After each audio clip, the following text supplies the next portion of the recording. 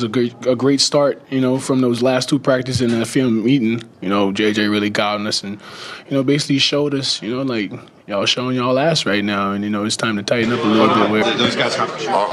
Our bench won us the game tonight. It's that simple. Our bench won us the game tonight.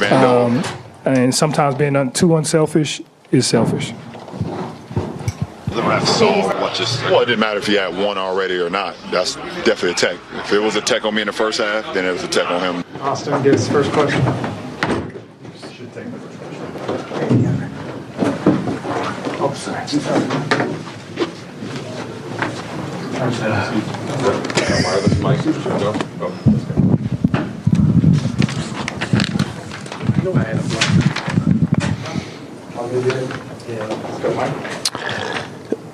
DeAndre, the defense that you guys played as a team in the second half, up until that kind of late push from Phoenix, where did you see that? Is it energy, execution, a mix of all? What did you see behind that? Honestly, it was an emotional game. We played with a lot of edge, and it just carried on over in late stretches of the game. And, hats off to the officials having patience with us as well, because it really could have got a lot uglier, but they managed it for us in a way where we could compete at the highest level. What did you get from Vanderbilt, Ravia, a couple of the other guys that played off the bench? It kind of boosted what you were able to do out there. Yeah, it definitely made our job of playing with grit more contagious. Hats off to Jay Vandal for coming off the bench, just straight to it. I think he got offensive rebound dunk right away. And once I seen that, just having both of us crash, the big on the opponent's team, they really had their hands full, with two of us crashing. And, the numbers says it itself, how we out-rebounded them and how many offensive boards we had. And, Jake just being that pit bull for us and just, people thinking he's the underdog or the duck, and trying to attack him, and he holds his own. Just another really efficient game for you. Was it 10 for 11? How have you found just your rhythm throughout the season and that it continues up to this point? Just making sure I know Bron's and Luka's tendencies, if they go baseline, a circle ball to the middle, if they get double flash in front of the rim, things like that, rolling hard to the rim and just waiting for late passes, and sometimes just getting it off the rim. Sometimes that's the best option, just offensive rebound and going back up with it. But, I just really try to study all their moves and, their favoritism as much as possible. You mentioned the emotions. What was it like for you guys as a team that last 10 seconds or so when Brooks hits a three and then the technical and just kind of the wildness of that last stretch? We were pretty calm. It was really their arena, just being, they loved it. It was, they was into it late in the stretch. Just the excitement and the environment. It wasn't really us really just worried about what's going on. We just was really locked in and focused. Last week, you guys had a film session where the coaching staff really honed in on the defense and held you guys to what sounds like pretty stern account. What did you make of the response? And did you feel like more focus group wide on that end of the ball? Yeah, seeing the scouting report on what teams, make of us, was pretty embarrassing. We're a really good offensive team, but when you start to look at those numbers in depth and seeing over a span of games, like 10 games, it's terrible. And I'm just really, tonight was a great start, from those last two practices in that film meeting. JJ really guiding us and, basically showed us, y'all showing y'all ass right now. And, it's time to tighten up a little bit where, gotta have some pride on the defensive end. DeAndre, there are a couple of keys in this game. Hello again. A couple of keys tonight. Obviously the bench, but one thing too was the way you guys crashed the boards and got the offensive rebounds. Will you elaborate on how you were able to, you and the team, how you were able to do that? Yeah, the way how the Suns was playing defense tonight. On every post up, they do a double, and having me and Jared in there, you just crashing two and, bringing three back. But the way how it was set up, it's me flashing already under the rim, without being boxed out. And Vando just has a little guy on him, like a mismatch. And, just give us the tip backs and, just extra possessions and, just to keep the ball alive. And, that's when the loose ball fouls come in and things like that where, it kind of softened up their defense from crashing. JJ said he wanted to challenge you guys to grow in your defensive mindset. What do you think that defensive mindset needs to be once you guys find it? Just consistency, really. There's many times in these games where we tell on ourselves and, I guess JJ had enough, where, he just wants to sustain that and, let that be our Laker basketball. And I think tonight was a great start. And I think he was really happy about tonight, just taking a right step in the right direction. Hey, D, what's it like at this point in your career to be playing with LeBron? Yeah, it's really fun. Like I said, I'm always watching the movie. Especially when I'm on the bench. The last 3 shots at the free throw line. That's another movie I seen today. Just him just taking his time, hearing the environment, hearing how the boos and the odds. People knowing the outcome if he make these shots. Yeah, it was a movie again, and he did it again. Are you amazed that I was telling him that the only other guy I've seen at his age do what he's doing is Kareem? That's insane. Me, I'm with him every day, and I'm still in shock that I'm here.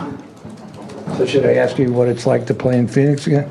Yeah, it's always feel good to be Phoenix. They always adding some type of fuel to my fire. It's blue fire now. I think that's the hottest fire. The free throws to end it. You missed the first one. You were able to make the next 2. What was going on through your mind in that situation? Nothing.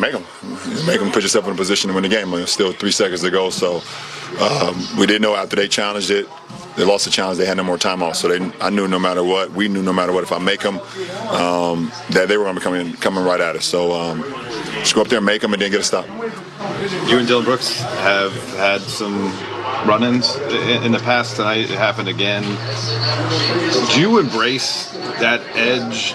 What do you think of his approach when he plays your teams in particular? I just like to compete. He's going to compete. I'm going to compete. We're going to get up in each other's face. Try not to go borderline with it.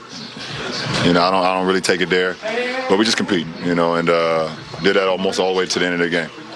12.2 seconds left after he hit the go-ahead 3. He goes chest to chest with you.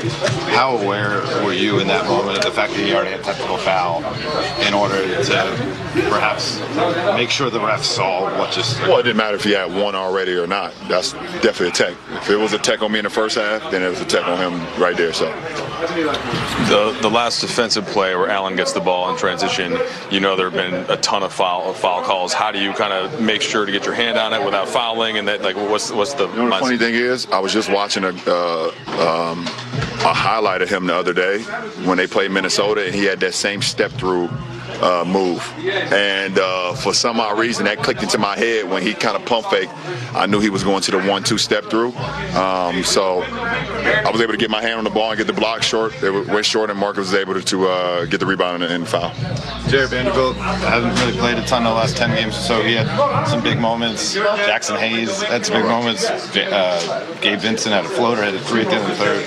What about those guys? Our bench won us the game tonight. It's that simple. Our bench won us the game tonight. Vando, for not being in the rotation for a minute, for him to come in, give us that spark, 7 and 7, 6 offensive rebounds, I believe he had. Defensive prowess, couple steals. Jackson, Gabe, Jake, everybody, our bench won us the game. JJ said that he thought Luka would have been taking a technical foul with 12 seconds left. Why'd you take the tech? I just walked into the free throw line. Why wouldn't I? I'd have been okay with Luka taking it too. We've both been in pressure situations, but I just took it. Unfortunately, I missed it, but I made up for it. LeBron, how much fun is this for you to keep playing at this level? It's fun to compete. It's fun to go out there and be able to do what I love to do, and just play the game of basketball. Try to give back as much as I can while I can. So it's a treat, and it's a lot of fun to go out and be out there with these guys, younger guys out on the floor running around, just trying to hold my own with the young crowd. When you were younger, could you have envisioned yourself still playing at 40, 41? No. I never gave myself a timeline of when I would be done playing. But if you would have asked the 18-year-old kid that came in, do you see yourself playing at 41? It'd have been hard for me to foresee that. So I'm super blessed. Kareem is the only one I've seen do it. Well, not no more. Now you've seen two. It's fun. It is fun. Thank you. All good. Appreciate it, guys.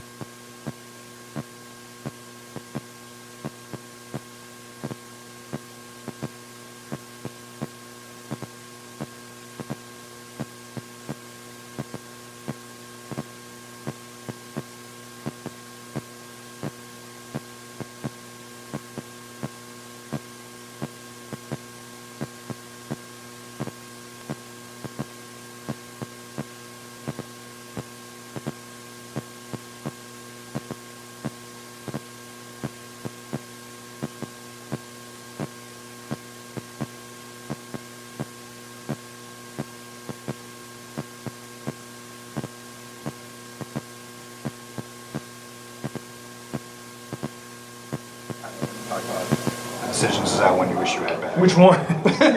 Well, I mean, I think the pass that was supposed to be to Vanderbilt. So right? in my mind, I saw Grayson Allen at first when we was at half court. He was chasing me down, and to be honest, I thought he was going to try to foul me or something. Knowing Grayson, he doesn't like to give up easy layups. Mm-hmm. And then Vando, who's been a real professional for us, who hasn't played this much this season, has come in and made an impact the way he does, and given the effort he was. And being a guy that understands that, I was like, you know what, let me try to reward him with an easy one. And sometimes being too unselfish is selfish. JJ said he kind of likes winning these ugly games. Like, you don't want to win, but you don't want to have to play these ugly games. What do you learn about your team in these kind of like gritty, really disgusting games? It shows who we are, who we're going to be, what we're trying to be. Nothing's ever going to be perfect, especially in this league. There's a lot of really good guys out here. So, when you think, a lead is safe, it's not. And, when things get hard for you out there, we know this pressure bust pipes will make diamonds, and we're going to see what you're made of. And that's the beauty about these games when it comes down to that. Finding out who you are individually and as a team. LeBron and Dylan kind of like get into it a little bit. How do you think the team kind of like responded to that? Stayed together in those? Yeah, I mean, we understand, the situation at hand with those two competitors going at it, and that's what the fans come to see. They come to see guys going at it like that. Sometimes it does get out of hand, but we always got our teammates back, just like they got their teammates back. But we did a good job of, just sticking together and making sure, that it was our guys that was doing the winning at the end of the game. As you can see, he gets ejected late after hitting a three. And, that was another big momentum swing late right there after they just got a momentum swing. So I think on that standpoint, we did a good job. Thanks, Mark.